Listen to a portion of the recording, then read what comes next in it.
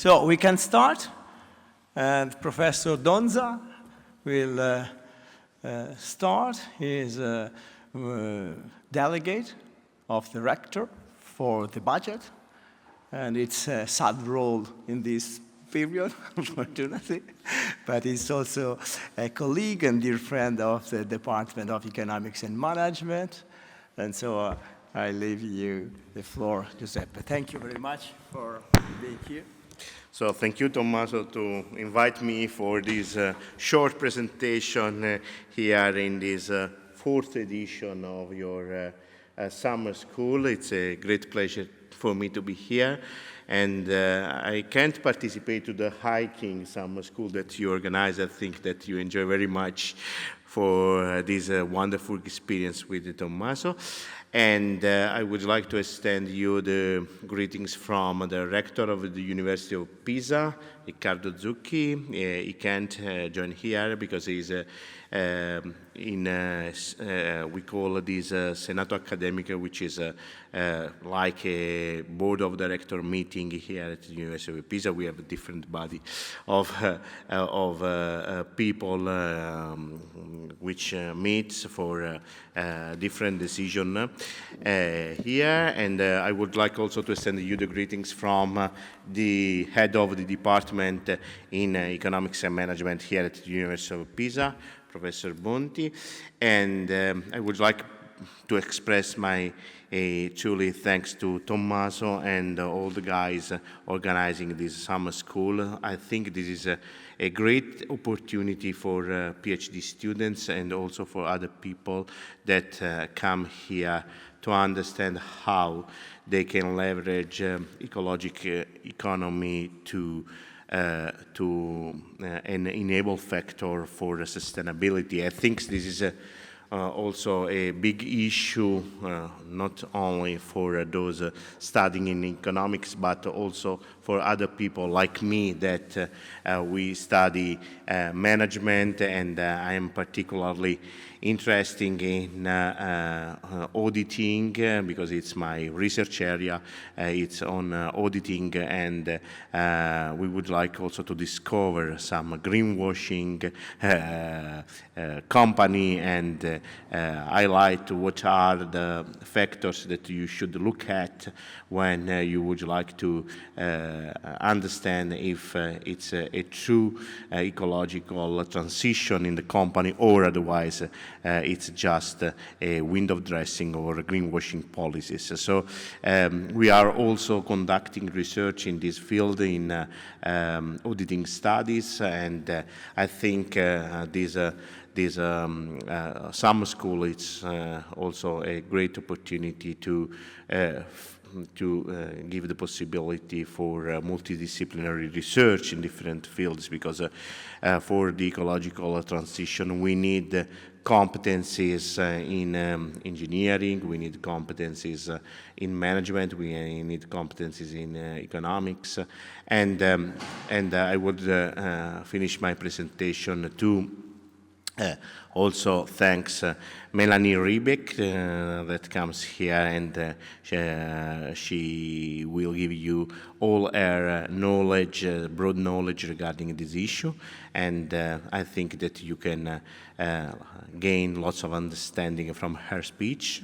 So let me conclude to wish you a great stay here in Pisa, at the University of Pisa, to also enjoy probably one of the last lesson of this week, and I also enjoy you and to spend a beautiful time here in Pisa, at the University of Pisa, and have a nice day. Thank you very much.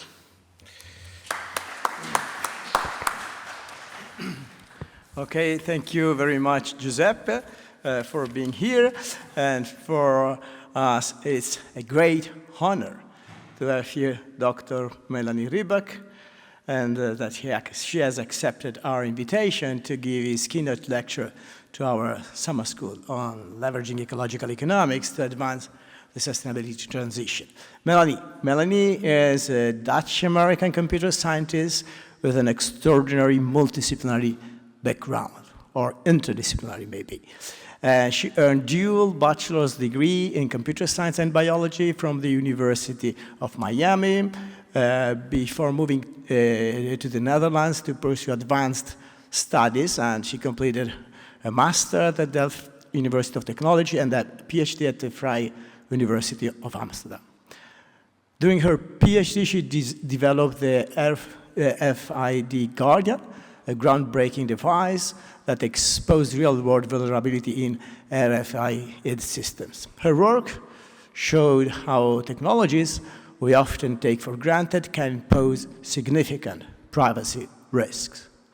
But Melanie's story doesn't stop at the technical innovation. Motivated by a deep sense of ethical responsibility, she became an ethical hacker. And a cybersecurity expert uses her skills to identify and fix weaknesses rather than exploit them. And we would need her help at the university and in many institutions. After years in academia, Melanie transitioned into industry leadership. There, she grew disillusioned with traditional corporate models that prioritize shareholder returns over meaningful, lasting security. So in 2014, she made a bold move, co-founding Radical Open Security, the world's first non-profit computer security consultancy. Based in Amsterdam, the company operates with radical transparency, open source tools, and a powerful guiding principle. 90% of profits are donated. And the organization is legally locked into a foundation to prevent future sale.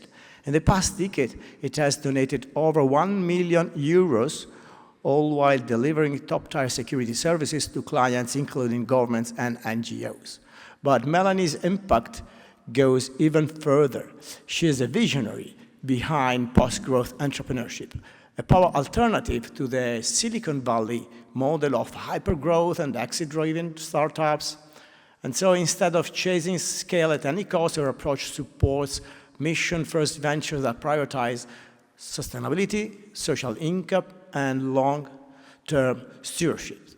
Through her incubator, non-profit ventures, and her course at the University of Amsterdam, she is mentoring a new generation of entrepreneurs to build organizations that behave like social movements, not speculative investments. Today, Dr. Rieback will share with us this bold framework, proving how entrepreneurship can be a vehicle, not just for innovation, but for justice, sustainability, and systemic change. Indeed, her focus today is post-growth entrepreneurship. And she explores themes like degrowth, embracing flat growth curves, and redefining profit. PGE questions common wisdom and gives a fresh, new perspective on the world of business and startup business models. So please join me in welcoming a true pioneer and change maker, Dr. Melanie Rieback. Yeah. And also to express our gratitude to Melanie, we can welcome her in a very special way that we practice during all the summer school.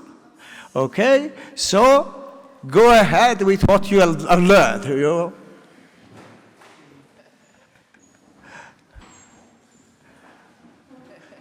Okay, again, no? The aula that is supposed to relax a student and do all. Okay, thank you very much, Melanie. The floor is yours. Thank you. So y'all are able to hear this, right? Yep. Is this on? Yep, good. Great, so that was quite the introduction. So actually, I don't have to give my talk anymore. No, but anyway, thank you all for bringing me here. And indeed, I am busy with the intersection of beyond growth and social enterprise, right? Because we just had, this lovely ecological economics summer school. There was a lot of talk about degrowth and climate and social inequality.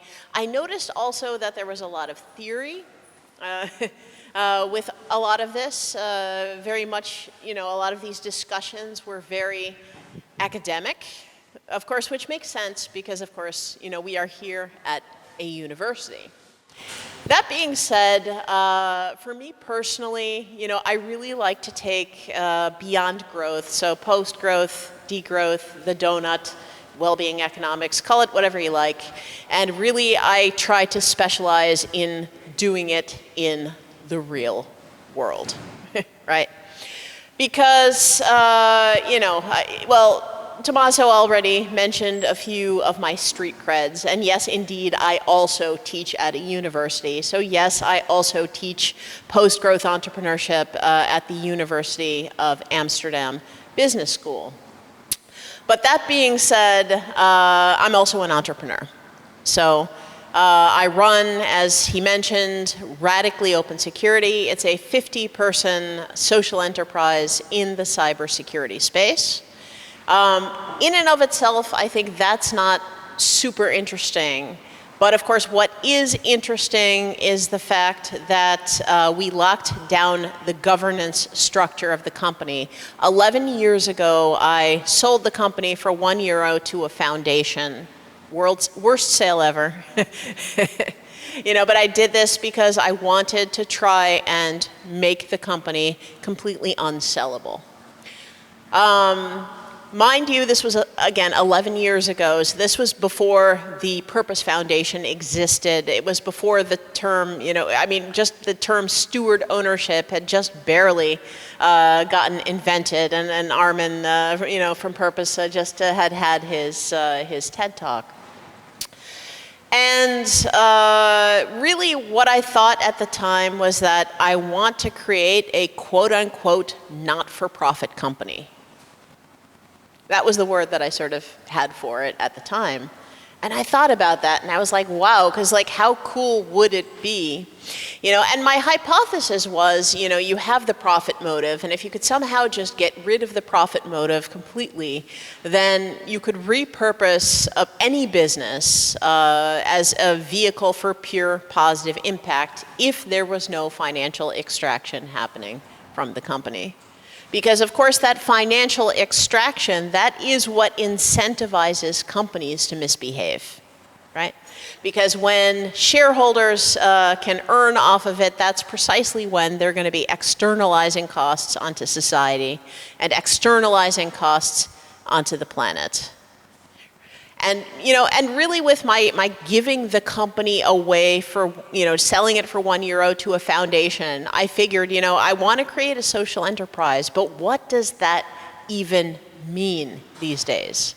As you correctly pointed out, there's so much greenwashing nowadays, also with social enterprise, and also with sustainable finance and ESG, and basically the whole thing, that how do you actually know when there's greenwashing, and how do you build things without the greenwashing? And I kind of figured, well, it probably starts with putting your money where your mouth is. And I figured that by essentially giving the company away, so I was no longer the owner of the company, and so that I could no longer extract dividends or profits out of the company, I figured, well, that makes it pretty clear. Because, again, if there is no prospect of getting rich, disproportionately rich from this company, and just only getting a middle-class salary and a pension, then really your only motivation left is positive impact. And the reason why I went in this direction in the first place was precisely because I had some ideological differences with the cybersecurity industry as a whole. So I am a trained computer scientist. I've been in cybersecurity now for 25 years, which is a pretty long time. also for the field. So, it's all well and good, but a lot of the big cybersecurity corporates, you know, they make really good money doing things like, you know, developing so-called zero-day vulnerabilities and then selling them to nation states for cyber warfare, right? That's weapons trade to me. And a lot of hackers, you know, aren't super into that kind of stuff. And by the way, when I use the word hacker, I'm generally talking now about ethical hackers. Because of course you have what we call white hat hackers, which are kind of like the good guys. And then you've got the black hat hackers who are basically the bad guys. And really in the cybersecurity industry, we are the white hat ones, which are basically, we hack other people's computer systems, software. You know, we also do social engineering and physical attacks on things, right? But we only do it with written permission, right? You know, we have something called a penetration test waiver, and we, you know, in our own jargon, call it a quote-unquote get-out-of-jail-free card. Because if you don't have a signed waiver, it is a criminal offense, of course, to hack others' computer systems. But not only do we have get-out-of-jail-free cards, but they pay us. That's even better. So, you know, and the whole idea really with cybersecurity anyway is just that we hack them, we tell them basically how we did it, and then we give them tips for how to fix it. So it's actually a really fun job. You know, we've been hired in by universities who said, pretend you're a student and change your grades. Come on, that's living the dream. Yeah, and I can, of course, never tell you how pen tests end because everything is confidential, but what I can say is we have never had customers who did not have problems. So. But look, you know, but the point here is, you know, with these market leaders in the industry, if it wasn't doing things like, you know, selling these vulnerabilities to nation states, it was hacking activists, right? You know, because Greenpeace and Extinction Rebellion are so terrifying, you know, or, you know, if not sort of expressly sketchy things like that, then, you know, it was, you know, the other companies were like, the big four accountancy firms, which, you know, it's not that they're necessarily sketchy, but it's more just that they operate like non-transparent black boxes and just the value that you're getting from them is not great.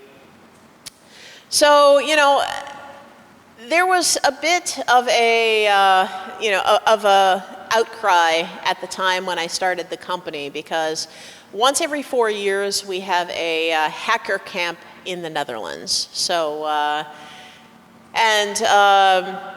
basically what it is you've got a whole bunch of computer hackers and then we go to a really big field in the Netherlands, somewhere in the polder, you know, in our little areas of reclaimed land. It's the Netherlands, you know, so we've got, well, it's hackers, so you've got all kinds of like electronic equipment and like laptops and cables and blinking lights, you know, courtesy of the Germans. And it's the Netherlands, so most of the time it's raining, so like electronics and rain, what could go wrong? But the point though is that one of the primary sponsors of this hacker camp had, well basically they were building some surveillance systems that had gotten sold to developing countries with authoritarian leaders. And then the Dutch hacker community called them on it and said, hey, could you please stop doing that? Did they stop? No, they just sold that part of the company. So, you know, at that particular hacker camp, there was a really big outcry about this. You know, the company in question, their tent got spray painted and, you know, their golf cart got stolen. Hackers, I mean, and, you know, and they actually set up a camp within a camp to discuss ethics at the time. So around the same time, I was working in the cybercrime team at ING Bank. So I was basically in charge of the research on their incident response team. So at one particular moment, we also had some what's called distributed denial of service attacks. So, and this basically means that hackers, bad hackers now, were sending huge amounts of traffic at the bank. Our servers were offline. We were in the newspapers. There were little political cartoons with the orange ING lion getting, bombarded by rockets. It wasn't a good situation. The sea levels were in the war room, and and of course in parachute the consultants. And then the consultants, they are kind of standing there, and they're like, "We are the experts. Stand back. We will solve this situation for you, and then we will give you a large invoice and, and a report." And I was like, okay, guys, that's lovely, but if you are so elite, then I can probably learn a whole lot from you. So would you mind if I can just have a look at what you're doing so I can learn from you? And then they looked at me, and then they said, "Cybersecurity is hard." And I said, okay. I'm a former assistant professor of computer science specialized in cybersecurity. Why don't you try me? But, they threw away log files and, deliberately worked in certain environments and turned off logging despite the fact I asked them 10 times to turn it on. And eventually, I just physically stood next to them and looked over their shoulder because that was the one way they couldn't get rid of me. And sure enough, they were using the same open source software as everyone else, but they didn't want you to know that because they wanted you to think that cybersecurity is black magic and only they could do it, and that's why you needed to hire them in for repeat business. So needless to say, I was not impressed by the whole thing. So, and this was really when I thought, this sucks. I think that I can do it better. And that was when I decided to leave ING Bank to found Radically Open Security. But again, coming back to the whole, okay, so we need a social enterprise in cybersecurity, but again, what does this even mean? And I spoke with a friend of mine, his name is Michiel Leenaars from the NLNet Foundation, and I said to him, I would really like to make my company different, but I don't know how. And he said, Melanie, there's a very interesting construction from the Dutch church. So churches sometimes want to do a commercial spin-off, and then they'll provide some commercial product or service, and then the profits from that will go back to the church again. The most famous example of this in the Netherlands is a language institute that is known as Regina Caeli, otherwise called the Nuns of Vught. So the nuns basically started this language institute. The language institute is awesome, so it's really great quality. In fact, our Queen Maxima from the Netherlands, who's originally from Argentina, she actually learned her Dutch at this language institute. And the profits went back to the nuns. So this is basically how it works. So I heard about this and I thought, okay, that's actually really interesting. So what I think that I would like to do is I would like to make my commercial spin-off a cybersecurity company. And I would like to make my quote-unquote church the NLNet Foundation. And NLNet is a registered charity that gives grants and subsidies to open source projects, digital rights initiatives, and anything for an open internet. Now, the interesting thing about this construction, which is it's called a fiscal fundraising institution, or an FFI, is that it forces you as an entrepreneur to donate 90% of your profits to charity. 90%. That's not 5%, that's not 10%, The 10% that we do not donate is our cash flow buffer, and that basically accrues year on year. So, of course, when I first told people I wanted to do this and build this like not-for-profit company that donates 90% of its profits to charity, everybody thought I was crazy. And also nobody thought it would even be possible to run a company like this. Now, mind you, don't get confused. I said that we donate 90% of our profits, not 90% of our revenue. Big difference, because profits is what we have after our customers pay us. After I pay my own subcontractors, after I reinvest everything I need for growth and stability of the company, because of course there's a lot of overhead that we have in running a business, right? So we have, you know, for right now, let's say a 4-person project management team. And I've also got probably a 4-person IT and infrastructure team. You know, I've got a finance department, I've got human resources, I've got, you know, I'm sort of useless management overhead, right? I mean, all of this needs to be paid. And it could very well be, you know, we're also allowed to create reserves for next year. So if I know, for example, that we have a big expenditure coming up, like let's say we want to migrate to a new data center, then I can also create basically a special account for that to ensure that we still have the cash to be able to make that expenditure the year after. So it is a bit of a ballet with money, but it works. And really, it's an interesting way to run a business because sort of at the beginning of the year, we don't necessarily have a whole lot of cash, but then as sort of the year goes on, you know, through the quarters, you know, the amount of cash that we have in our bank account basically goes up. Then near December, my bookkeeper calculates the profits for that year. Then basically I make a really big gulp and then hit send on the bank account, and then basically our cash plummets. Mind you, though, we've got enough of a cash buffer that we can generally get through the low cash periods. So basically, you know, it's a bit of an interesting way to run a business. It does not, you know, it's not necessarily, emotionally the easiest way to run a business. But the point, though, is just we're really trying to prove that you can essentially donate all of your non-reinvested profits to charity and still be able to, not to survive, but actually to be able to thrive on the market. So, long story short, the company is now 11 years old. We've got roughly 50 people working for the company, and we've got several million in revenue.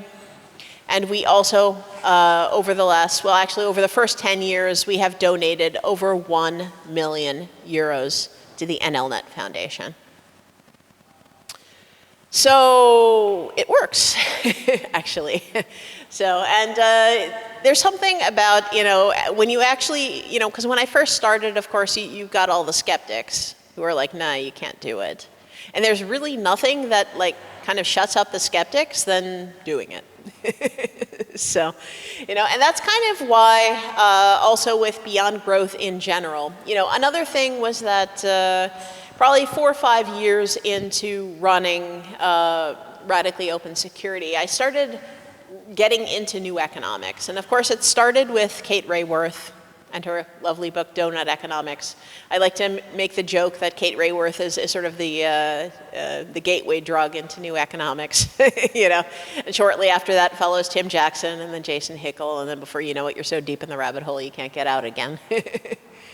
So, but one of the problems that I had at that time was I was reading some of this stuff and I was like, okay, great theory, but how do you do it, right? You know, and I also live in Amsterdam. That was also one of the first places, well, actually was the first place to implement Kate Raworth's donut.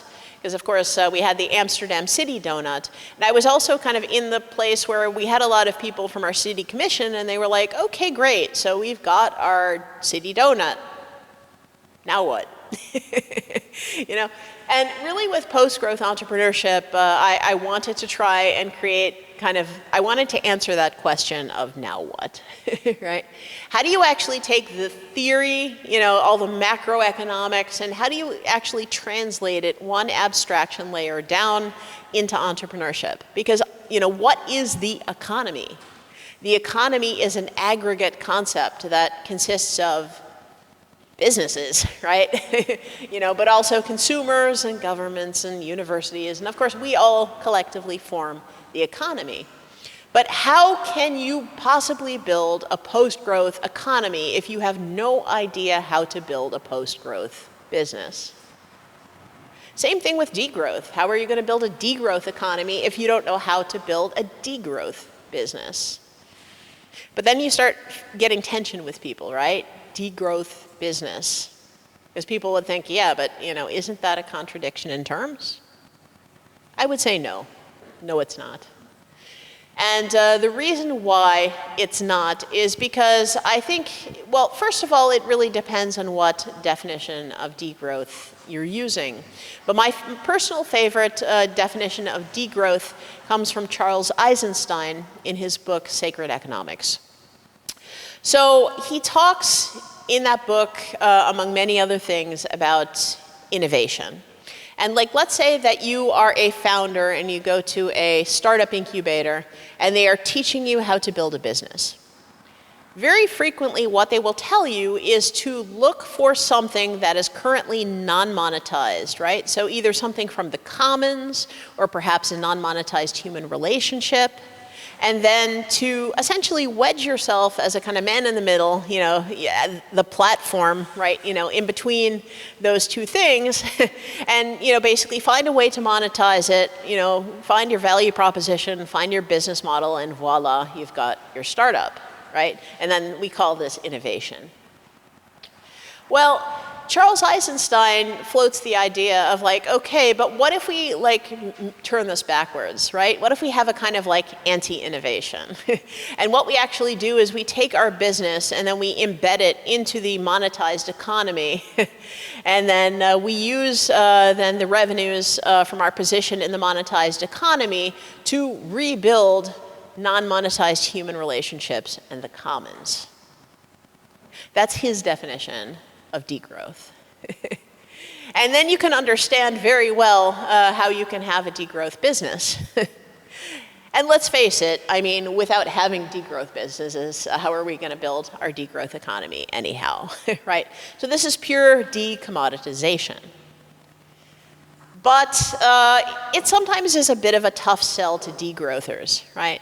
Another thing that Tommaso actually hadn't mentioned is that I'm also a lecturer in the Barcelona Degrowth Masters.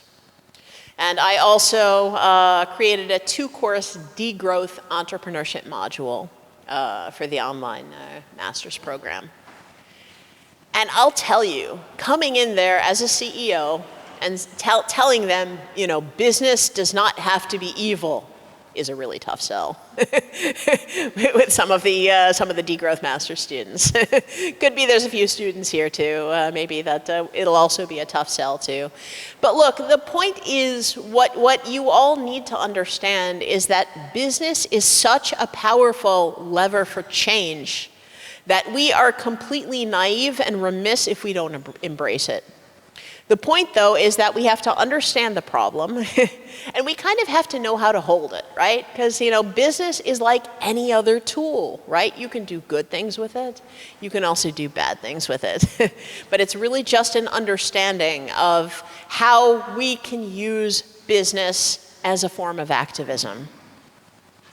But people aren't used to thinking about business in that way, right? But business is one of the most effective forms of activism. Business can be a mixed media for art. Business could be a vehicle for your spirituality. And business can be a means of creative expression. But this is not what you typically learn in business school. But business is activism. What does that even mean? I can give you a really good example. So if you take, for example, knowledge of the finance sector, Most of us, of course, consider the finance sector to be extremely problematic, and of course, by far, most of the time, it is. However, there was an interesting hedge fund that was called Engine Number One. And I don't know how many of you know this story. But Engine Number One was this tiny hedge fund from California.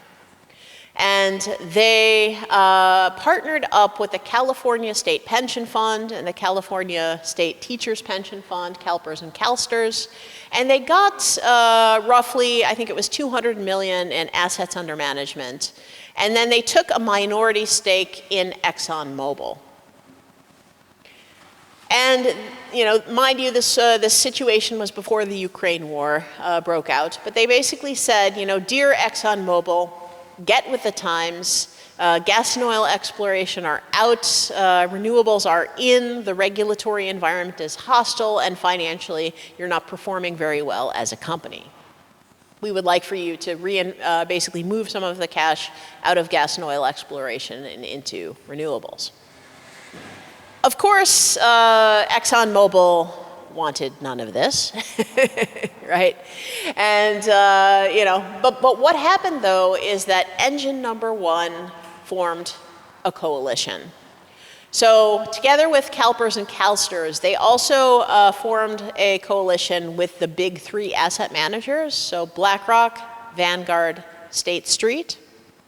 They also partnered with Institutional Shareholder Services, which is known as a proxy advisory company, which basically sort of advises lazy pension funds how to vote, basically, during annual general meetings. And then with this coalition that they formed, they successfully managed to replace 3 of the members of the ExxonMobil's board of directors with renewables experts.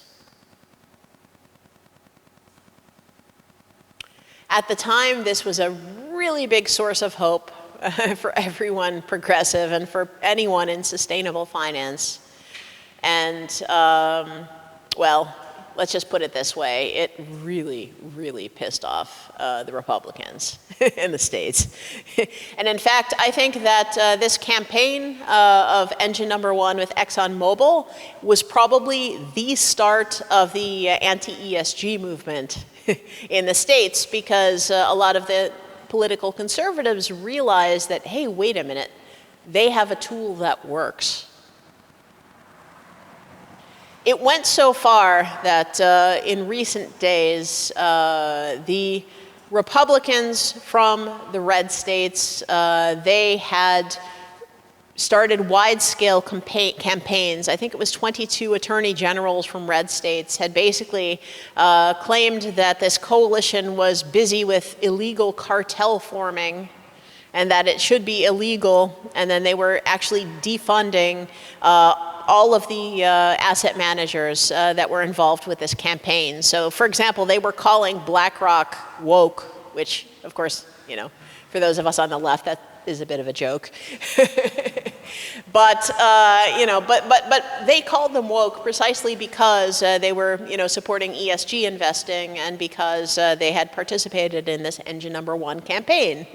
So they took a lot of money out of BlackRock and some of the other big three and basically started moving them into, let's say, ideologically right-wing asset managers that were then leveraging the proxy votes during annual general meetings to fight against things like ESG or you know, helping to pay, you know, for women's abortions or, you know, gun rights or, you know, political campaign contributions to right-wing politicians. And the point is that you know, this stuff works, and also, to be quite honest, the Republicans are quite intelligent. And this whole anti-ESG campaign in the States has been quite largely successful. Part of the reason I think also why the anti-ESG movement has been successful is also because, let's face it, there actually genuinely is a lot of greenwashing in ESG. The problem is that there are a lot of fund managers that, you know, and I don't know if you've ever seen the book Winners Take All by Anand Giriharidas, but it's basically about, quote unquote, doing well by doing good. I mean, how well do we have to be doing while we're doing good, right? So, you know, and the problem is that when we are greenwashing so heavily with our social enterprises and with our sustainable finance vehicles, then, you know, we are kind of killing our own credibility. And at a certain point, you know, when somebody says that something is green or sustainable, well, how do you actually know that it's green or sustainable or not? So I think that there are ways that you can tell, but again, it comes back to this whole concept of financial extraction. And I think the problem really starts with our words. The problem starts with our semantics. And it starts with something as simple and basic as the word profit. So we all think that we know what the word profit means. But do we? So the word profit actually has a double meaning. So the first meaning of the word profit is what I would call reinvestable margin. So in other words, let's say that I have a banana company and I buy bananas, you know, from my supplier, and then I put a small margin on that banana, and then I sell it to you, the consumer, right? It's that margin that I make on the banana sales that I reinvest back into my growing banana company. So that is reinvestable margin. That is the first word, the first meaning of the word profit. The second meaning of the word profit is financial extraction, and that pays for my Lamborghini and my private jet. You know, but the problem, though, is that these two meanings of the word profit are embedded into the same word, and this creates confusion in our heads. Because then, you know, the startup founder will tell you, well, of course my company needs to be profitable to survive. See, if you're talking about reinvestable margin, I completely agree with you. But if you're talking about financial extraction, not only is it embedding toxic incentives into your company, but extracting cash out of companies is actively a competitive disadvantage on the market. Because cash that you take out of a business is cash that you do not have left over for things like being a good business, right? So, you know, things like paying your staff fairly, or building actually, you know, good quality products and services, right? Or lowering the prices for consumers, or research and development. You know, we really do need to keep this cash, you know, inside companies so we can actually genuinely be good companies. But, you know, this is the first problem with this double meaning of the word profit. Now, the second problem with the double meaning of the word profit is in anything that we call not-for-profit. So with things that are not-for-profit, we understand full well that there should be no financial extraction, right? However, we also incorrectly assume then that there should also be no reinvestable margin. And this is problematic because most not-for-profits, they wind up getting stuck in a position that I call the subsidy trap. So most nonprofits and NGOs, they are dependent upon grants and subsidies for their survival, right?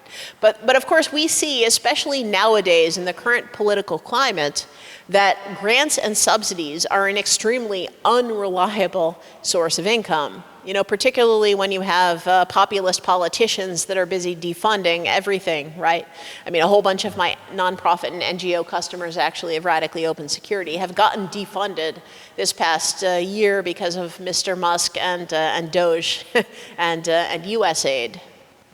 So, I mean, NGOs and nonprofits need to wake up and realize that they need more sustainable sources of income than just depending on donations and subsidies. Donations also are very, volatile. If there's a recession, if the economy goes down, then people are simply not going to donate as much. So really, NGOs and nonprofits are finding that they need to move towards more sustainable sources of income. But the problem, though, is that if an NGO wants to adopt business for this more sustainable income stream, then they can be penalized by the tax authorities. Because the tax authorities at that point will say, bad NGO, you're acting too much like a business. And this can literally put their charitable status in danger. And if an NGO loses its charitable status, well, this basically means that donations are no longer tax deductible for the NGO. And this is really a kiss of death, to an NGO, because then the one other funding, income stream that they had at that point will completely evaporate. And this is enough of a deterrent to really prevent them from going anywhere near business in the first place. So kind of like, with a poverty trap, how you have poor people that are stuck between this rock and this hard place, like, they want to get off of welfare, and they can do this by like finding a job or starting a business, but the moment that they do, then they lose their welfare, they're just caught in this trap, basically the subsidy trap is exactly the same thing. And it's not just nonprofits and NGOs that are affected by the subsidy trap. It's also people in the cultural sector. Because of course, if, sometimes like artists or musicians, if they get too successful in business, they'll lose their cultural subsidies. You also have the subsidy trap for academics. The moment you want to valorize some of your research, in trying to deal with the TTOs, they might start messing with your contract and the number of hours you're working and start putting interesting stipulations on things. And trust me, I know this because I went through this process when I tried commercializing the RFID Guardian that you were talking about during my introduction. So, so that's a bit problematic. So that's the second problem with the double meaning of the word profit. The third problem with the double meaning of the word profit is with social enterprise. So with social enterprise, we have our triple bottom line of people, planet, profit. But there's that word profit again. So if you actually break it down, the triple bottom line is people, planet, reinvestable margin, financial extraction. So the real triple bottom line that we need for social enterprise is people, planet, reinvestable margin. And the financial extraction, well, that's the greenwashing. And if you want to take the greenwashing out of social enterprise, and ESG by the way, it really is as simple as getting rid of the financial extraction. But it turns out actually, I thought that I was being really clever, with coming up with all of these things. But it turns out that actually far smarter people than me, had come up with these ideas far earlier. And one of these really, really smart people was the Nobel Prize winning economist from Bangladesh, Muhammad Yunus. And of course, he's well known for inventing microfinance. And he also started the Grameen Bank and the Grameen family of businesses. But what's not quite as well known is that he also wrote a really wonderful book that was called Building Social Business. And Muhammad Yunus defines social business as follows: dividend-free companies for solving human problems. So the whole solving human problems part, everybody loved this, right? Everybody wanted to jump on this bandwagon, big time. But the dividend-free part, that kind of got swept under the rug. And of course, with microfinance, Yunus had intended microfinance to be run as a social business, right? Dividend-free, extraction-free. But the problem, though, is that people took this concept of microfinance and then instead they made it super commercial and basically had really high interest rates, very, predatorily high interest rates for the people who are least likely to be able to afford them. And ultimately, there were situations like microfinance lending institutions that were having IPOs, and this like completely angered Eunice because, of course, none of this was ever the intention. And this is part of the reason also why now, to a certain extent, the whole microfinance concept as a whole has been a bit discredited because of all of these commercial lenders who actually bastardized his concept without his even approving any of this. So anyway, but actually, the whole idea with financial extraction, it turns out that actually that concept is actually even far older. So, we were actually addressing this whole concept even long before Muhammad Yunus got there. And you can actually find this in the concept of usury, which is prohibited in every single Abrahamic world religion. So, I'm not sure if you are familiar with the concept of Islamic finance, or, well, basically Islamic banking and Sharia finance. But in Islam, financial extraction, so usury, basically predatory interest rates, things like that, is considered sinful. And that's the reason why in Islamic banking and Sharia finance, the religious principle is that interest rates should essentially be pretty much as close to zero. Now, I'm not going to say that in the, millennia since that the concept hasn't gotten a bit westernized and gotten a little bit of, a little bit watered down. However, the actual religious principle that's behind it is completely solid. And it's not just in Islam. You have exactly the same concept in Christianity.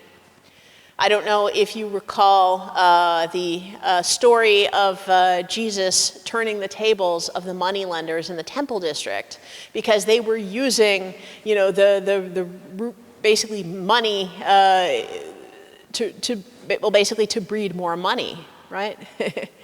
So these concepts run pretty deep. It's the same thing actually also in Judaism. Oddly enough, in Judaism also this kind of usurious money lending is also prohibited.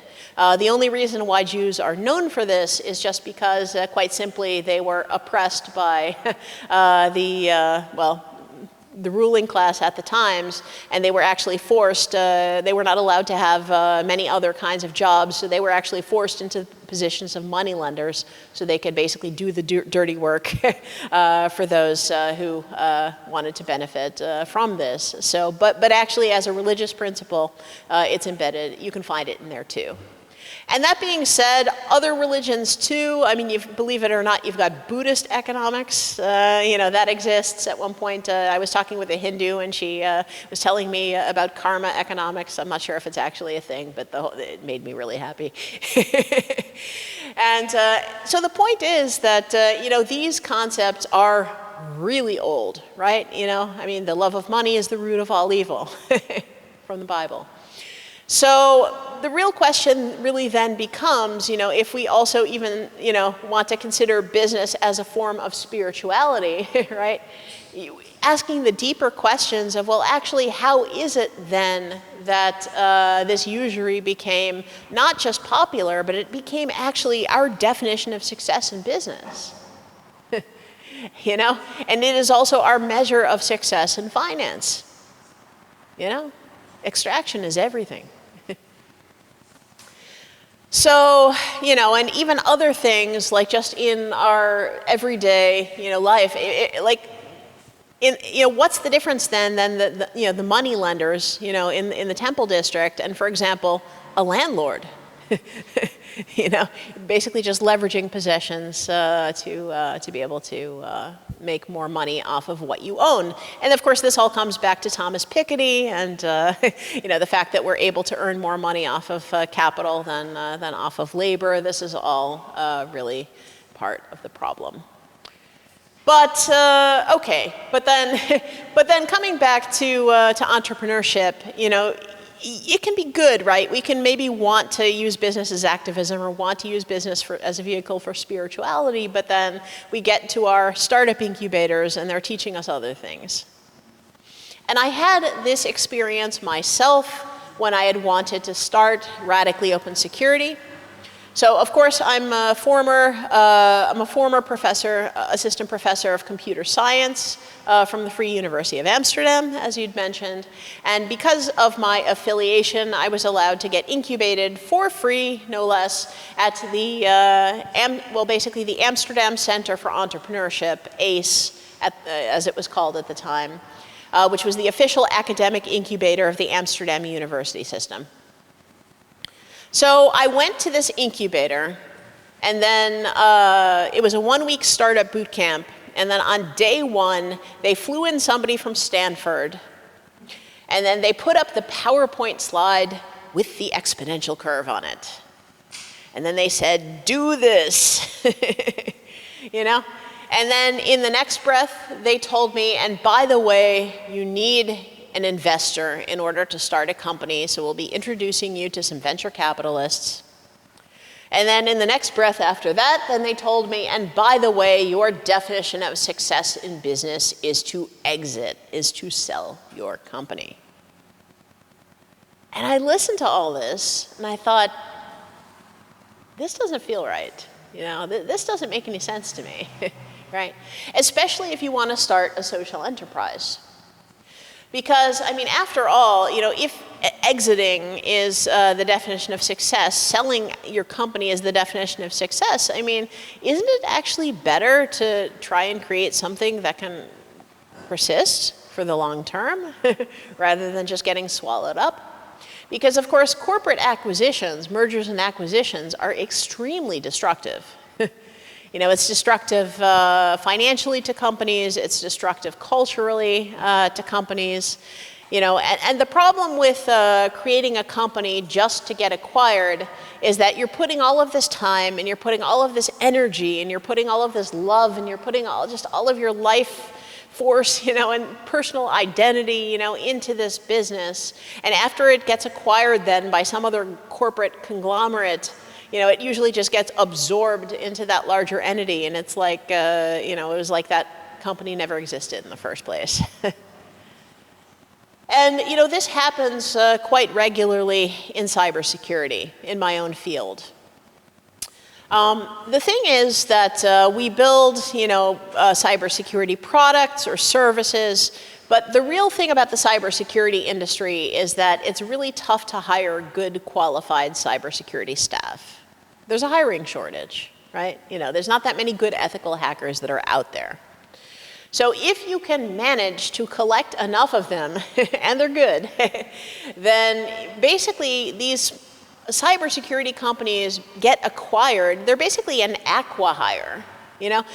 These larger companies are acquiring these teams because they want the people. And what then oftentimes happens is they have the people, then the product or service that they were working on are actually irrelevant because, again, it was an acqui-hire, so they actually just wanted the team members.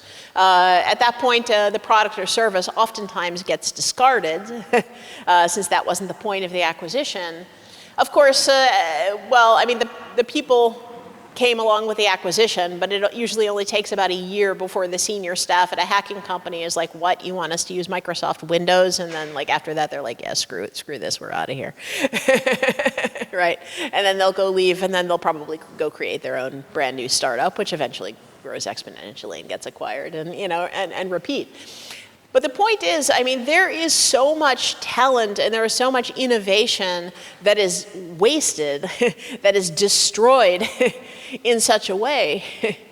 You know, and on top of that, you know, another problem that we have in the cybersecurity industry is that creating a company to be sold creates a tremendously huge governance problem for your company. And not just for the company, but actually for the customers that are using the company.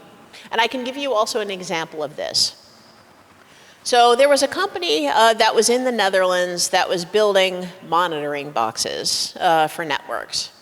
And they were quite a successful company. They were in banks and government and defense and other large Dutch business. And then on a particular day, this company got acquired by the British. The entire Dutch ecosystem let out a collective, oh shit, our data's going to the British, hello GCHQ. and they all jumped ship, from this particular company. And there was another spin-off from this original company. And they had, they were producing similar monitoring boxes. And, at least it was still a good Dutch startup, right?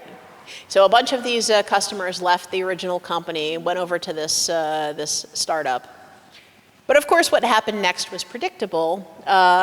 This company, this startup, got venture capital, and then it grew exponentially. And then 2 years later, I read the press release, congratulations to this scale-up, they just got acquired by the Romanians. Thus leading us to ask the question of, what are we doing? And will we ever learn? And actually, it turned out that yes, the Dutch government did learn, because they actually started requiring all companies that do work on critical Dutch infrastructure to give a golden share to the government that would block sale of the company to foreign entities. That's interesting. Golden share. Steward ownership. We'll come back to this later. So, but of course, they don't always put two and two together about things like this. But look, I mean, we do have to kind of face it that we've got a really big digital sovereignty problem at the moment. If you consider geopolitics, and we consider the United States of America, and we consider Silicon Valley, big tech, and we consider just how authoritarian, creepy things are getting nowadays, Europe has a really big IT crisis. Here in Europe, we are trying really hard to build an independent European tech ecosystem, but then what happens? Again, like VC scale, acquired by the Americans. And on top of that, making the situation even worse, now we've got artificial intelligence, right? And yeah, but we want to, place all this money into research so we can create our own European AI, sort of European GPTs, But look, I mean, if you're going to have the same governance structures and the same business models, what makes you think that our, European GPT isn't going to get acquired by Elon Musk at the first opportunity? So, we need to understand that, the definition of insanity is doing the same thing over and over and expecting a different outcome. So we need to start trying different things if we want to create a digitally sovereign tech ecosystem for Europe, right? Maybe we need to be thinking a little bit less about building our unicorns, and instead we really need to shift our focus onto building Eurocorns, right?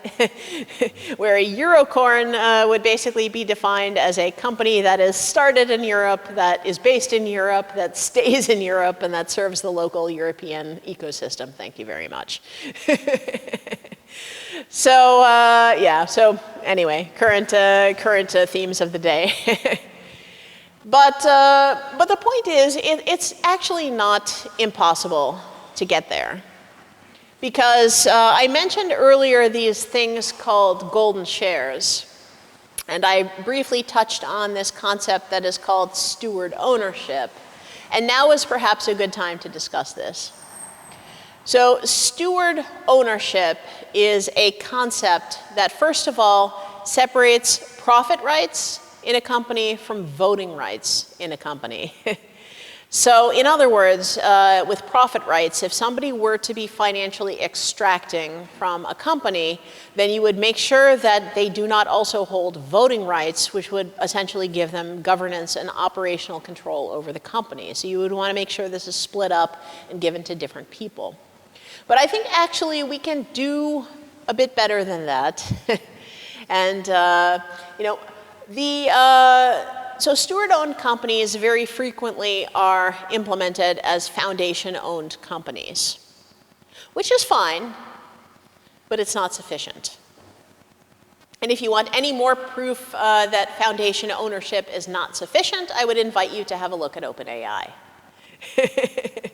I would also invite you to have a look at IKEA, which is also further proof that foundation-owned companies are not necessarily social. So it's all well and good, but we actually need more than that. And that thing that is missing is basically a mission lock. In other words, a golden share. So a golden share is a share of stock, a piece of equity, that contains voting rights but no profit rights.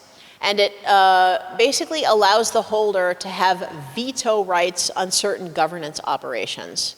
So it could be things like mergers and acquisitions. It could be changing the mission and purpose of in your statutes. It could be dividending cash out of the company. And yeah, basically this is the step that makes a company unsellable, the golden share. So, and it's not even just one golden share that we should be having, but I think we should actually be having multiple golden shares in a company because look, I'm a hacker and I say defense in depth. I don't necessarily trust any one party to do it because of course any one person, organization, company can be subverted. So I don't want one golden share, I want 100 golden shares. Because, I mean, basically the way that I look at this is, look, I'm a computer scientist, so I see this as what's called a Byzantine generals problem, which basically means, if you've got all these Byzantine generals and they're basically voting to take actions on certain things, how many of these Byzantine generals do you need to subvert, how many of them need to collude in order to be able to subvert the system? And, in cybersecurity, we've got crypto schemes like secure multi-party computation schemes that can come up with like N out of M voting systems, that can sort of solve all these kinds of things. But for me, it can be simpler. I just basically want everybody unanimously to be able to agree that in order for me to sell my company. And as long as there's one, SOB who's going to say no, then the sale is off, right? So this is, for me, and I also kind of call this the Oprah Winfrey approach to golden shares. In other words, and you get a golden share, and you get a golden share, and you get a golden share. I mean, that's how I want to do it also with my company. Logistically speaking, though, it's actually quite difficult to implement it this way just because once you start dealing with notaries and deeds of transfer and then receiving invoices for about 1,500 euros per deed of transfer that they draw up, you start realizing that, of course, the real world is going to bite you with things that sound really great in theory. I'm actually in the process of starting an association to create a golden share platform to actually scratch my own itch with radically open security and nonprofit ventures, because what I actually really want is a platform that can match golden shareholders with, companies that need golden shares held. And basically, eventually, if we want to do it with separate parties, we'll have to automate the heck out of it with drawing up notarial deeds. But at least until then, we can make members, make people members of an association, and you would then require 100% unanimous votes of the people in the association in order for the golden share to be exercised. It's a hack, but it's the best place I can start with. So I'm busy setting that up right now. If it works for radically open security, hopefully I can open it up to other companies. Maybe we can turn it into a steward-owned business itself. Great. But the point is, in order to solve these kinds of things, with steward ownership right now, we are building the airplane while we are flying it. And it actually requires active entrepreneurship in order to be able to solve our governance challenges right now. So it's all a bit crazy at the moment, and it just really requires people who are just going to say, okay, you know what? I'll just do it. I'll just start it. And for me at this point, this will be the third going on fourth company basically that I'm going to be starting. So at this point, I'm just like shrug, okay, another one. But look, I mean, if we really want to move the needle on this stuff, and we actually really want to innovate, you know, that's where this stuff needs to happen. You know, we need to go back to being inventors and actually doing it in the real world. And entrepreneurship is really, I think, the best way to be able to do this right now. So, I mean, look, it's not to say that there isn't room, though, for policy, you know, government policy and for political lobby. To be honest, I'm also busy with that as well. So, another thing that Tommaso, in his long introduction, did not mention, there's a few other things that I do, is I'm actually involved also with political lobby for steward ownership. I was actually one of the two co-initiators of a petition to create a steward ownership legal form in the Netherlands. So we launched a petition probably roughly, I don't know, 1.5, 2 years ago. We collected about 1,000 signatures. We were actually copying the Germans. The Germans and Purpose Foundation did this first. In Germany, they had managed to collect 2,000 signatures on a petition, and that was actually enough to be able to get it into the coalition accord of Olaf Scholz at the time, so basically their prime minister that they had. And of course, in the Netherlands, we were like, well, you know, if the Germans can do it, then so can we. So that was when we launched our own petition, you know, collected 1,000 signatures. You know, and when we did this, we figured, you know, buckle up, this is going to be a really long ride. Well, one of our center-left politicians from a party called D66 had picked up the issue, and he filed a motion in our Dutch parliament, in our second chamber of parliament. Then another politician from a center-right Christian party, New Social Contract, co-sponsored the motion. A month later, it went up for a vote in the parliament, and it passed. And then when we actually looked back at who had voted for it, the really interesting part of this was the motion got the straight progressive vote. Well, that's obvious. But it also got the straight Christian vote. That's interesting. And it got even the farmers. The same farmers that had been driving their tractors to The Hague to protest nitrogen policy. So, anyway, for me, that kind of taught me quite an interesting lesson. But, yeah. So basically, since then, we drew up a basic position document that is now at our Dutch Ministry of Economic Affairs awaiting implementation. It's stuck there right now at the moment, in part because a politician from our extreme right populist party was the Minister of Economic Affairs, which probably didn't help. And we also had some sort of legal types that weren't really too hot on adding extra things to the law book. But our cabinet just fell, as it tends to do in the Netherlands quite often. So probably little is going to happen until we have our next elections. And we'll see how that goes and who the new minister is. Same thing happened in Germany, actually. They also had their parliament fall, and then they had new elections, and then they actually managed to get steward ownership back into the coalition accord a second time. So, go Germans. And another really interesting thing is that also on a European level, it's also starting to make its way into politics in something that's known as the 28th regime. So, of course, there's 27 EU member states, and then the 28th regime is basically then the laws that would then apply to all 27 states. So it's basically the policy that is supposed to span across the entire European Union. Now, Ursula von der Leyen had basically wanted to create some new laws, basically new vehicles for European startups and scale-ups.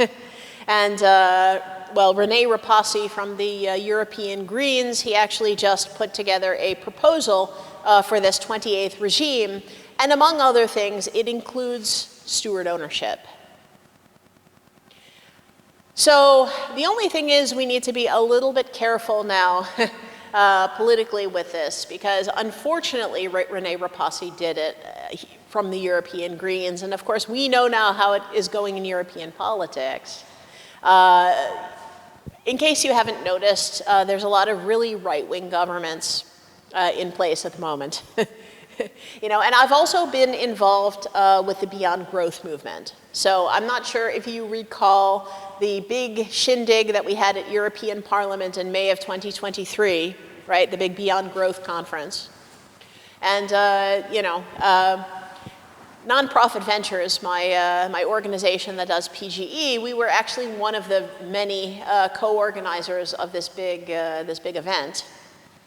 And it was really great. I mean, it was so much fun. And it was a really big party, you know, and it was just, you know, everybody was speaking there, you know, and if you haven't seen the videos, by the way, from that event, they're classic. They're really, really great. You know, so we had all the, you know, they called it the Woodstock of Beyond Growth, and, you know, and then, so all the academics were there, and then the politicians, well, mostly left-wing politicians, you know, were there, and then a few business people, and, you know, an Extinction Rebellion, you know, who did this big thing during the closing ceremony. I mean, it was a moment. It was a good moment. But the problem was, as much as that, you know, that event in May of 2023 had been a really big party, we had a follow-up event in December of 2023 for the organizing team. And the problem was that here we were in this smaller room now in European Parliament, talking about, you know, carbon emissions and, you know, sort of how to repay the global south, you know, for all the problems that we've caused. And then a couple buildings over, the Econ Committee of the European Parliament was restarting austerity in Europe. And we were in this small room feeling completely helpless and despondent because we realized that all of the political mandate that we had was slipping away. And, you know, I'd brought a friend of mine who was a European lobbyist to this follow-up event, and basically the two of us got on the microphone. And we said, hey guys, really quick question that we're having here. How many right-wing people are in this room right now? Nobody. Okay, that's actually not surprising. Next question. How many political centrists do we have here in the room? Nobody. Okay, yeah, that's what we thought. Next question. How many business people are here? How many CEOs are in the room? And don't tell me that I'm the only CEO, because I'm so warm and fuzzy I barely count. Okay, nobody. And by the way, that finance panel we just had, it was all academics. Can you seriously tell me that you couldn't find a single finance professional who wanted to be on that panel? And this, guys, is our problem. So, you know, so basically, you know, this again was just really one of my frustrations, and this was actually precisely why, you know, when in the Netherlands, when we managed to get this coalition between the progressives and the Christians, that I started thinking, this is the way to do it. Yeah. More affirmations of this. I was last year on a really big speaking tour throughout Europe. I had, I think it was 45 presentations across 4 continents, basically talking about PGE. I called it the PGE Roadshow. And one of the stops that I made on the PGE Roadshow was at the Scotonomics conference in Dundee, Scotland. And I had the really wonderful pleasure of getting to meet Anne Pettifor, who is this old school heterodox economist. She is classic. She's a legend. She is originally from South Africa. She left a long time ago and moved to London. She is well known for writing several books, but she also started the New Economics Foundation, and she's most famous for an initiative that happened around the turn of the century that was called Jubilee 2000. So some of you in this room are pretty young, so you might not have heard of it. But so you might be familiar already with the concept of a Jubilee year. And certainly those of you who accidentally happen to live in Rome are extremely aware of the Jubilee at the moment. And of course, the whole concept with a Jubilee is, of course, from the Bible, it's about forgiving debt, right? So Anne Pettifor, she said, you know, we haven't had a Jubilee in quite a while, you know, don't you think it's time? And so Anne Pettifor is progressive. But what she did is she took this idea and she went to the evangelicals. And she said to them, hey guys, you know, we haven't had a debt jubilee in a really long time. What would you think about demonstrating together to see if we can get one? And then the evangelicals at the time, they thought about it and they said, yeah, why not? So, you know, they started demonstrating together for this debt jubilee. At a certain point, they managed to get the Pope, who was John Paul II at the time, on board. And then they managed to get the African churches on board. And then they managed to get celebrities and musicians like Bono and Youssou N'Dour on board. And they started organizing these benefit concerts called Drop the Debt to fundraise for the whole effort. The whole thing culminated with a giant human chain outside of the G8 summit, at which point the G8 decided to relieve $100 billion in debt to 20 developing countries. In retrospect, Anne Pettifor said, you know, when I first wanted to start this initiative, I'd actually wanted to call the whole thing Drop the Debt. But the evangelicals overruled me and they said, it's either Jubilee 2000 or we're out. And she said, in retrospect, the fact that it was called Jubilee 2000 was the most fortunate possible thing because if it had not been called Jubilee 2000, it would not have happened. Again, more affirmation. So, you know, that was back in the good old days when we were able to work together in a bipartisan fashion. Maybe some of you are also too young to remember this, but just kidding. But the point is, there is so much political polarization that is happening now, and it is quite literally killing us. It is killing the planet. It is killing everything. So what we need to do, and this is incredibly counterintuitive to most progressives, but we need to start working together with the Christians. And by the way, you guys being in Italy just so happen to have a seat of Christians not too far away. I was actually just in Rome before I came here, and I had a really nice meeting actually with some people from a group that's known as the Economy of Francesco.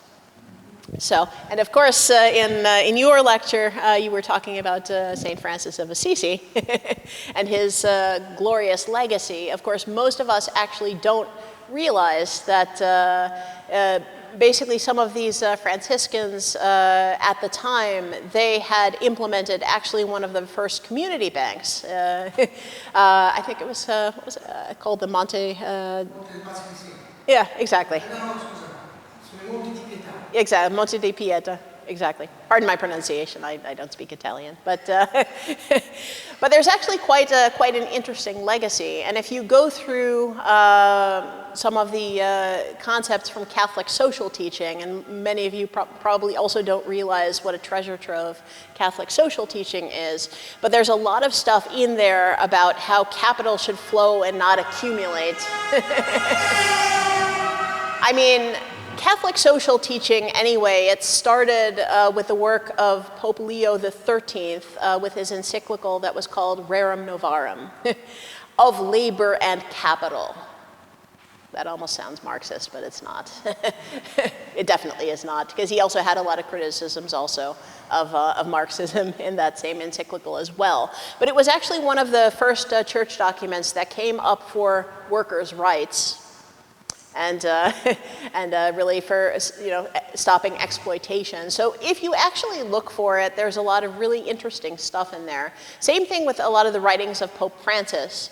I'm not sure if you're also familiar with Laudato Si, which was also his one of his encyclicals, also Fratelli Tutti as well. There's a surprising amount of stuff about the economy that is in there, including how trickle-down economics doesn't work. And of course, one can be asking the question of, well, why on earth was Pope Francis, and it's not just Pope Francis, by the way, but why is he writing about economics? Well, let me bounce that question right back to you. Why would he not be writing about economics?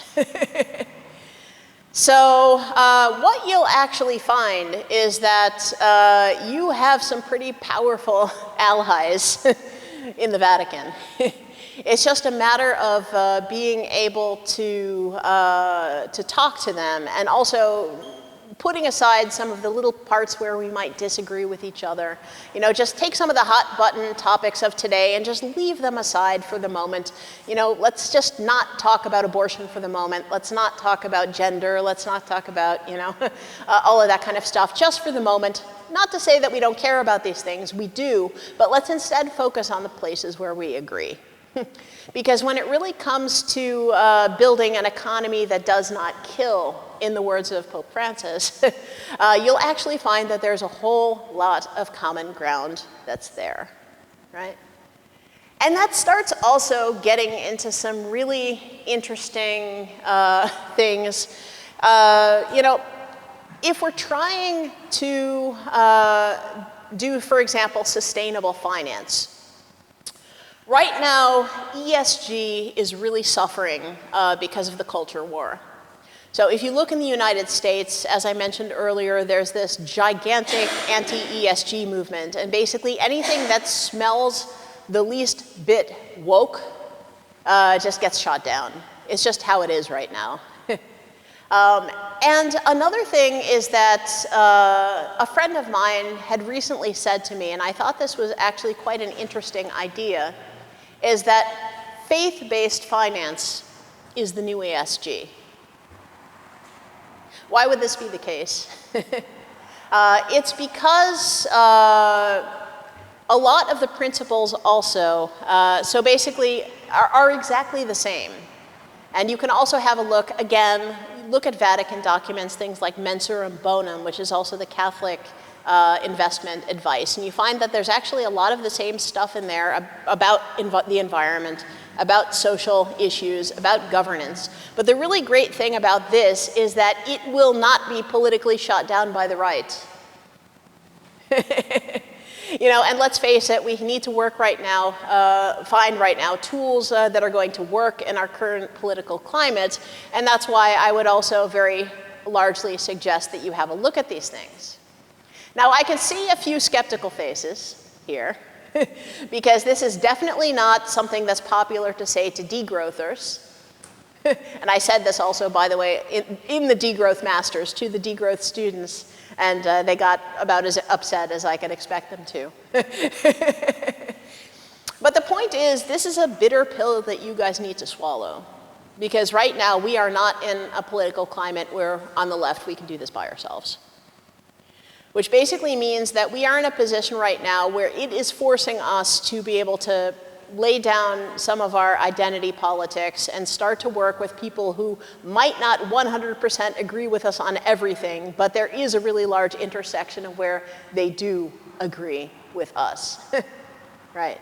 So, and anyhow, I mean, for me, basically also, this has been quite a revelation to me, to the extent that I also, disclaimer now, wound up joining the Economy of Francesco myself, just so I could actually get more involved with this, because I feel so strongly about this that, that I want to basically put myself now also in the position where I can directly be able to have these conversations and perhaps even be able to influence some of the policy that's happening on both sides. So whatever works. So the point here is that Yeah, we need to understand that we need to expand our minds and also build some tools, and we need to be taking a constructive approach. And that's the other thing when I say a constructive approach. We need to build things. And one of also the popular objections to degrowth is just the whole kind of Extinction Rebellion aura about the whole thing, like, let's just tear it all down, right? But the thing is, saying let's tear it down is not very popular, especially not now. You know, it's not going to win us a whole lot of support. And it's part of the reason why now post-growth and degrowth are burned politically. Like, I don't even use the terms anymore unless I know that I'm speaking with a progressive audience. Because if I'm talking in a mixed audience, the moment that I say post-growth, let alone degrowth, like, they just immediately turn off. In fact, that's why, to a certain extent, I've also even rebranded post-growth entrepreneurship instead to call it non-extractive organizations, because I found it's much easier to go into mixed rooms and to be able to actually have people listen to me. Because again, it focuses back on the financial extraction, on the usury, which is much more of a sort of apolitical, like politically neutral kind of way of putting it. Because, you know, it's all well and good with degrowth, but the moment that you say the word degrowth, like, the conversation's over. You know, and particularly if you're talking with people in the finance sector, like, they just don't understand. Like for them, growth is everything, right? And just the word is enough to be able to get them running. And anyway, I think that growth, anyhow, isn't really the point. I mean, anytime you talk about post-growth or degrowth, you know, it comes with this sort of implicit assumption that growth is bad. Well, let's look at this reasonably. I mean, we need at least a little bit of growth, otherwise things aren't gonna get off the ground. You know, and in particular, saying growth is bad, you know, to anybody, to traditional economists, you know, it's the only system that they know. So it's just, you're not gonna get very far in those conversations. But we need to understand, though, that financial extraction, anyhow, is the root cause of the growth imperative, you know? I mean, and sort of Kate Raworth in her TED Talk, I mean, she also really made the point that, you know, the economy always needs to be up and to the right, right? And the reason why it always needs to be up and to the right is because there is so much financial extraction happening from our economy that we need that growth just to maintain a steady state. So if we actually want to build an economy that can thrive without growth, that we can have a flat economy where we can be okay, then it's a matter of eliminating the financial extraction from the economy. And how do we do that? Well, by eliminating the financial extraction from our businesses. So really, when we're saying a financially non-extractive economy, right, that's actually the same thing. You know, but it's sort of wrapping it up in a nice packaging, you know, that's politically a little bit more acceptable to everybody nowadays. So basically, when I'm talking about non-extractive organizations, it is exactly the same thing as post-growth and degrowth and the donut and everything else. Again, it's just using different words, because anyway, the financial extraction is the point. Right? Because even with post-growth, I've already seen people starting to post-growth wash, really. You know, people that will say, well, of course I'm a post-growth company. I don't care so much about growth. Ha ha ha, right? You know. But, you know, it's really hard to do the same. It's really hard to wash with something, to financially non-extractive wash. I mean, a company can't just be like, oh, I'm financially non-extractive. No, I'm not. Yes, I am. I mean, but that's the point. That's actually putting the finger on the sore spot. That's the one thing you actually can't wash with, because either you're extracting or you're not. So that's the point. So, and that's why, you know, in a sense, I've kind of left, you know, to a certain extent that narrative, the whole growth narrative behind, because if I just point my finger at financial extraction and say, okay, that's the issue, that's the problem, you know, it's really, if we solve that, then the growth issue will take care of itself. You know, because if there is no more growth incentive, no more growth imperative due to the, you know, the financial extraction, then it basically means that things can get as large or as small as they need to be.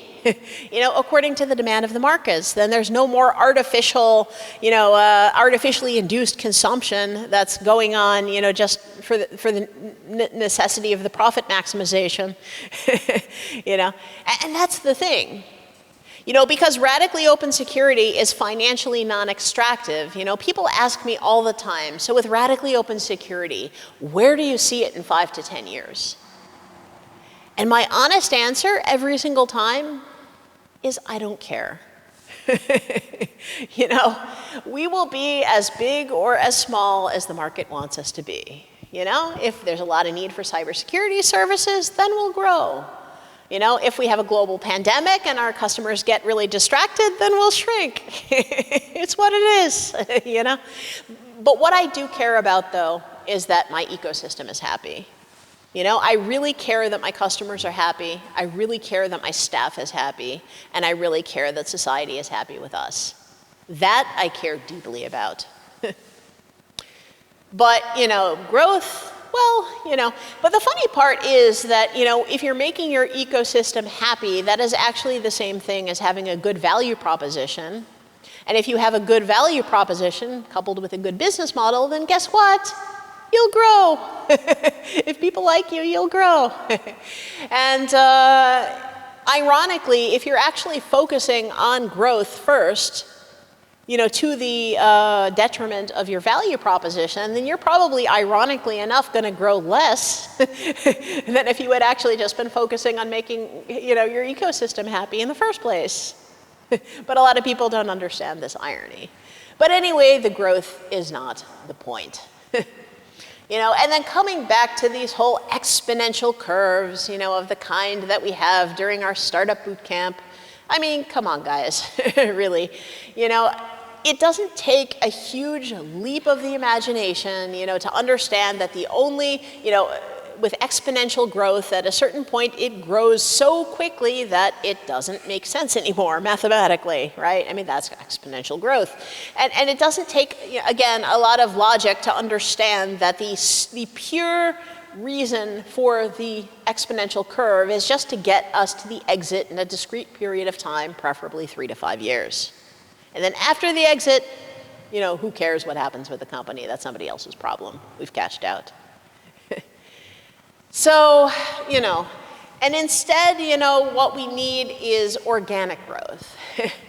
And Kate Raworth also says this really well in her TED Talk. She talks about ecology, things like trees and humans and the planet and creatures, and let's take a tree, right? At the very beginning of its life, a tree goes really, really quickly, right? Almost exponentially. But then at a certain point, that tree, its growth starts to flatten out. And then at a certain point, well, the tree has reached its maximum size, so it stops growing and it starts thriving. And if that tree wants to continue further, to grow further, well, it can't because it's hit its maximum size. But what it does next is it drops seeds. And then those seeds grow into new little trees. And her question is, if this is how nature does it, then why is it any different with our businesses? See, there's one thing in nature that grows exponentially forever, and it's cancer.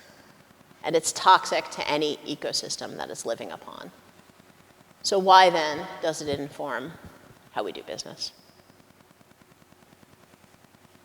By the way, it just so happens that this whole analogy is also extremely similar also to the concept of subsidiarity, also from Catholic social teaching, which also talks about basically how we need to create local, small, decentralized things.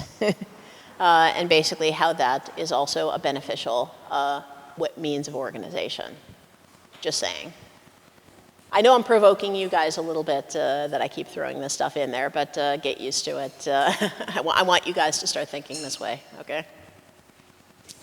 Anyway, but the point is that, so really what we need to be thinking about then is moving from exponential growth curves over to flat ones. All right, so, So coming back then also to the startup incubator, they mentioned that we need venture capitalists in order to start our businesses. Let's just take a moment to ask ourselves the basic question, is this true? Is this actually true? So the Silicon Valley ecosystem is probably, what, maybe 50 years old? And the real question then becomes, how did we start businesses before VCs existed? I mean, somehow we managed, right? I mean, maybe it was through customer revenue, maybe, It could be that maybe we got a bank loan. Maybe there were also some family, friends, and fools. But I can tell you there was no SoftBank who was dropping 100 million, or whatnot on startups. That just didn't happen, back in those days. So, the point is that the whole claim that you need a venture capitalist for your startup is just brazenly false. And it's actually perpetuated by those in the finance industry that are looking to take equity positions in young companies for the purposes of speculation and basically trying to use these startups like a lottery, like a series of lottery tickets. Because, with most startup founders, we really don't care about exiting.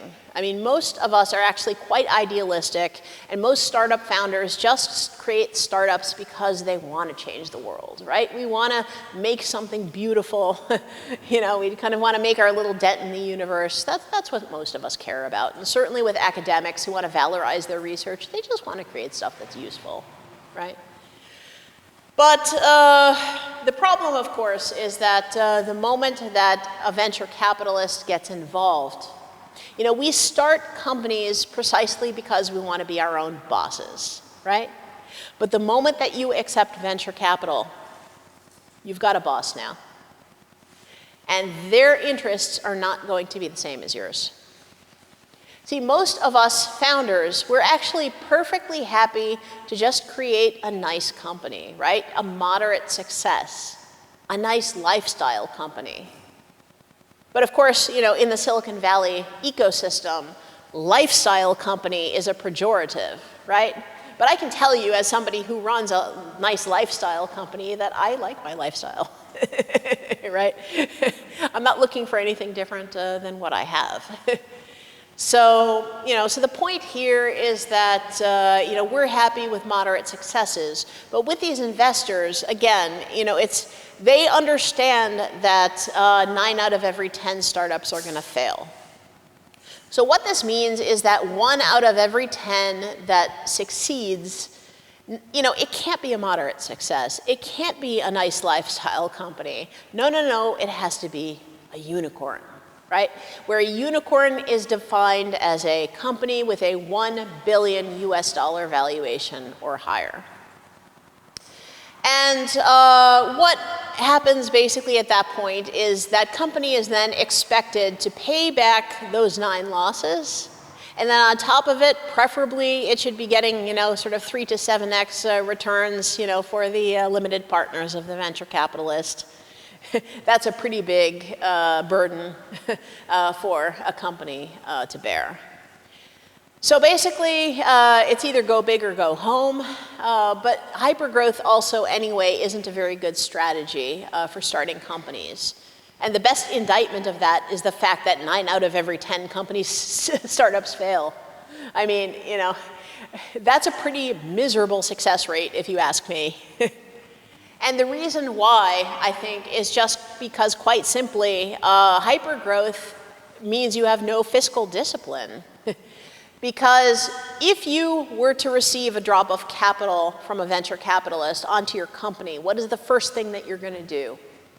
You're going to spend the money, right? Of course. And, you're going to probably hire people, right?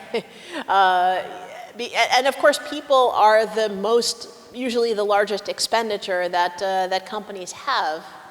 You know, on top of that, if you've got money, well, we might as well get an office because real companies have offices, right? And what about, you know, nice comfy desk chairs? Yeah, why not? But the problem, though, is with all of that spending, you get something that's called a burn rate. And then if you take the burn rate and divide it by the size of the pile of capital that you have, then that gives you something called a runway, which is the period of time that you have before the whole thing falls over. And once it falls over, then basically you've got a choice. Either you go crawling back to the venture capitalist asking for more money, at which point they're going to take an even larger equity stake in your company, or the whole thing folds. You know? And really, if you're trying to build stable, well-performing, even competitive companies, the best way to do this, really, is just bootstrapping. In other words, find customers who want what you're selling. You know, this used to be the basics of business. The numbers needed to work. There needed to be more going into your company than there was going out. Simple math. But that's actually not how it works these days in a lot of the larger companies. You know, we hear about these unicorns that are bleeding money like there's no tomorrow, like the proverbial WeWork, right, who was spending money 5 times faster than it was getting it from customers. And then we ask ourselves the question, like, how on earth did those companies even manage to survive? And the truth of the matter is, these companies survive because they are not actually in the business of whatever product or service they are pretending to be in the business of, right? WeWork was not staying open because of its co-working spaces that it was selling to its customers. No, no, no, no. They are selling equity. Equity is their real business model. They are not co-working companies. They are financial institutions. And the problem is when you have then this whole industry of companies that can basically bleed money like there's no tomorrow, then all of the actual real companies in the real economy, like mine, where I actually have to make things work, you know, by making sure there's more money coming in from customers than there is going out with payroll, you know, I have to compete against these things. You know, and, you know, in Amsterdam, for example, there was one startup, I think it got a drop of like 20 million from VCs. It's in the same industry as me. You know, we've got a really small hiring pool, you know, with ethical hackers. And, you know, if you're going to be bleeding money that, like there's no tomorrow, then of course you can afford to pay better than me. I mean, you're losing money, right? But it forces all of us to compete with them, and it deforms the, basically the economics of the entire market. And it causes the market to evolve in ways that are actually deformed. You know, I cannot tell you how many conversations that I've had with my ethical hackers who want to essentially be able to charge me higher rates, even sometimes, you know, and some of them independently are able to charge more than even we're charging as a company, particularly to banks. You know, and I'm just like, look, you know, I know that a bank can pay you that much, but look, if the government would give me special permission to lend out money I don't have at 10 times leverage, then I would be able to afford to pay you that too. But sadly, I don't have that kind of permission from the government. You know, and it really is impossible, you know, for us to be able to compete financially with that kind of stuff. You know, same thing also with some of these VC-funded companies, you know. And the point is, and much of that, you know, like the 20 million with the company in the same industry was also going into their sales team. So the whole thing is really quite weird, I mean, in my personal opinion. So, you know, the other thing also is that, let's go back for a moment to the concept of a unicorn. You know, we talk about unicorns like they are wonderful, like unicorns. Like, what's not to love about unicorns? Mythical creatures, right? There's only one problem. If you really look at what a unicorn is, basically what we're doing is you can replace the word unicorn with pension fund subsidized monopoly forming, because that's basically what a unicorn actually is. So pension fund subsidized is basically because if you look at venture capital funds, so VCs have their own customers, and they're called limited partners. And oftentimes, the bigger limited partners are known as institutional investors. And those are very frequently pension funds, banks, insurance companies, sovereign wealth funds, basically those, but mostly pension funds. So those WeWorks that are spending money 5 times faster than they're getting it from their customers, you know, if we ask the question of whose money are they spending, they're spending our pension money. And what we're doing is we're artificially subsidizing then these companies to be able to either lower their prices to try and drive the competition out of business, you know, or to be able to do so much R&D. They're basically artificially trying to create a monopoly position, essentially, for these companies. And the real question is, why is it then that why is it then that sort of basically the competition laws, you know, why is it then this behavior is not considered anti-competitive? So there were actually at one point some law professors that were looking at exactly this as why the Silicon Valley ecosystem isn't in conflict with anti-competition law. And this is actually a very interesting thing, I think, for academics, particularly in law, to be studying. So, but this is also kind of the way that it's done. And also, unfortunately, the way that our pensions, our whole pension system is structured, we, all of us, you and I, are also relying upon those returns in order to be able to retire someday. And of course, this is also the rationale that is used for justifying this entire extractive system. But look, let's put it this way. If we were paid fairly in the first place, you know, then maybe we wouldn't need our pension system quite as badly, you know, to be able to survive if we actually were able to save up enough money in the first place.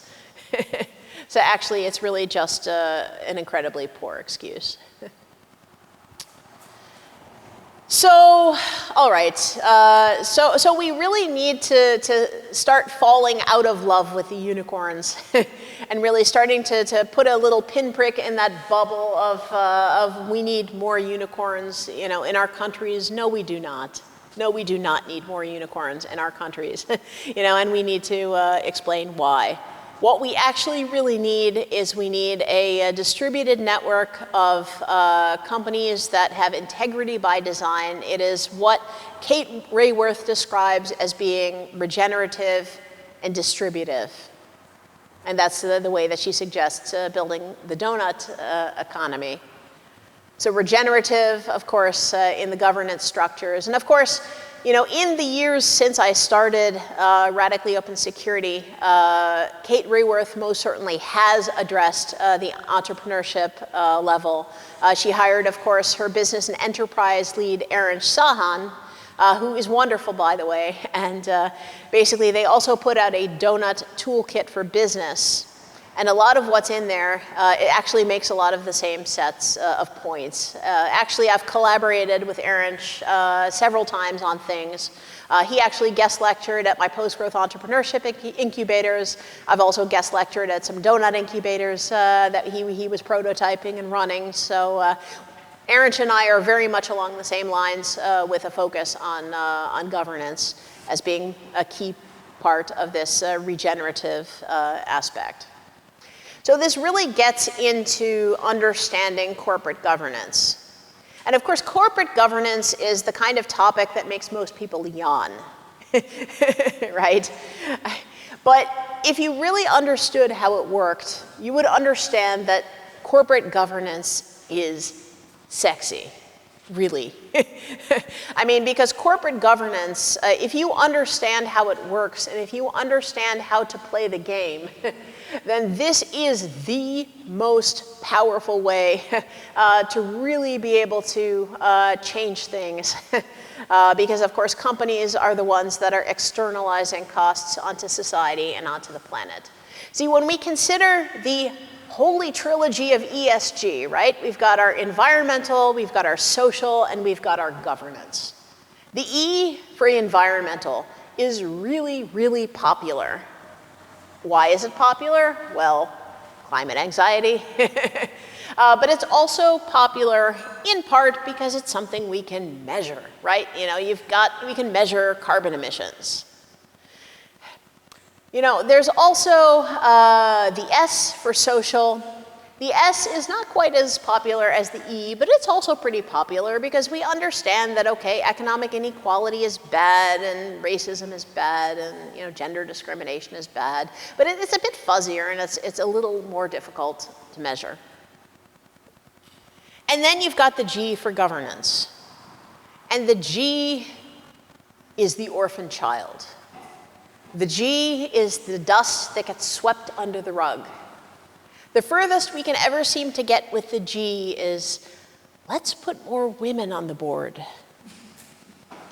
And look, I mean, nothing against having women and other underserved minorities on the board. We need all of them, you know. Of course, we need board diversity. Hey, let's put nature on the board too, you know, while we're at it. But it's not sufficient. What we actually really need to be looking at with the G is financial incentives. So we need to be considering things like executive compensation. We need to look at governance structures. You know, is it extractive or is it non-extractive? We need to look at board compensation. We need to look at stock buybacks. And if you don't know what stock buybacks are, let me explain it to you. So, a stock buyback. So basically, companies tend to have what's known as a valuation. So if you take the current price per share of stock for a company, and you multiply it by the number of shares in existence, then that is the valuation of your company. So if a company then uses some of its free cash to be able to buy back shares of its own stock, then what happens is the valuation stays the same, and then the number of shares in existence goes down. And this is simple arithmetic, which basically means then that the price per share goes up. Okay? And of course, corporate executives, oftentimes their executive compensation comes in the form of equity. So, you know, they are financially incentivized to use some of the cash of the company to buy back shares of their own stock. Then at a certain point when they see the value of their compensation packages going up enough, then they can say, okay, I had a nice time at this company, see ya. And this is really not good because, first of all, companies need cash to survive. And companies need cash to be good companies, right? Because if we have cash in the company, we can do things like pay our staff fairly. You know, we can have good quality products and services. We can lower our prices for consumers, right? We can do the R&D that we need to actually build innovative companies. But the problem, though, is that with these stock buybacks, you know, these corporate executives, they use up basically all of the free cash in the company for the sake of raising the price of the stock so they can dump it and run. But it gets even worse than that. It's not just that these corporate executives use up the free cash in the company, but they will do things like lay off huge numbers of people to create more cash so they can do more buybacks. They will sell entire divisions of the company so they can create more cash, so they can do more buybacks. They will put huge amounts of debt on the books so they can create more cash, so they can do more buybacks. And after all of this, then they run. And this is pure value destruction. It's really a question of why stock buybacks are not illegal. I I mean, they basically say our stock is undervalued, right? But look, I mean, was there really nothing else that you could have been doing with that cash? You know, similarly also with Apple. Apple is a really good example of a company that was, well, doing things with stock buybacks. Well, originally, Steve Jobs, back when he was still alive, he wanted to build products that were insanely great, right? And Warren Buffett, who had taken a large equity position in Apple, he went up to Steve Jobs and he said, you know what, I think your stock is undervalued. I think you should do some stock buybacks. And Steve Jobs said, no way, absolutely not. You know, we need that cash. We are going to make products that are amazing. And he did. But then, unfortunately, Steve Jobs died. And then Steve Jobs was replaced, of course, by Tim Cook. Then Warren Buffett came back and then said to Tim Cook, I think your stock is undervalued. I think you should do some stock buybacks. Tim Cook then looked at his compensation package and then said, you know, I think that's a really good idea. And then Apple started a spate of stock buybacks that was so big that they did more stock buybacks than the entire rest of the stock market combined that year. As if Apple really had nothing better to be doing with that money. So, you know, so the point here is, you know, stopping this financial extraction out of companies is really absolutely necessary. Same thing also with understanding how to leverage capital. You know, other things like shareholder engagement. I mentioned before, of course, the engine number one, case. Unfortunately, engine number one, it did not have a happy ending because they were still a commercial company. And then at a certain point, they decided that they would make more money by doing other things. And then they basically stopped their shareholder engagement and went into mining. Disappointed a lot of people. But look, again, that's what happens when these things are not financially non-extractive. If you'd built an engine number one and actually put a financial non-extractive governance structure around it, maybe it wouldn't have gotten that mission drift, and maybe it would still be doing what it's doing now. So, you know, you really should familiarize yourselves with shareholder engagement. There's some really excellent organizations that are out there. One of the more famous ones is called As You Sow. It is located in Berkeley, California. They file hundreds of shareholder resolutions on all kinds of topics, everything ranging from climate to gender to plastics to pesticides to you name it. And they're actually quite effective in what they do. You know, some of it is actually so effective, by the way, that basically the House of Representatives in the United States at a certain point wanted to go after its ESG list of bad guys, which included engine number one and BlackRock and As You Sow, one of these, you know, again, these shareholder engagement organizations. And they, basically subpoenaed every single document that they had to try and intimidate them. Another thing also with shareholder engagement, it's also starting to get ugly. For example, there was a case of Arjuna Capital in the United States and Follow This in the Netherlands that were filing a climate resolution against ExxonMobil. And ExxonMobil did not want this climate resolution. Now, the correct way for ExxonMobil to handle this is to go to the Securities and Exchange Commission in the United States and file what's known as a no action, which basically is a kind of claim that this shareholder proposal is invalid and we want to drop it from the next AGM. I mean, anyway, it wouldn't have passed because of the current, you know, gas and oil prices, but they didn't even want it to happen. So what ExxonMobil did is they instead threw an army of lawyers at both Follow This and Arjuna Capital. Of course, Follow This is a tiny NGO. They're actually based in Amsterdam. I know the people there.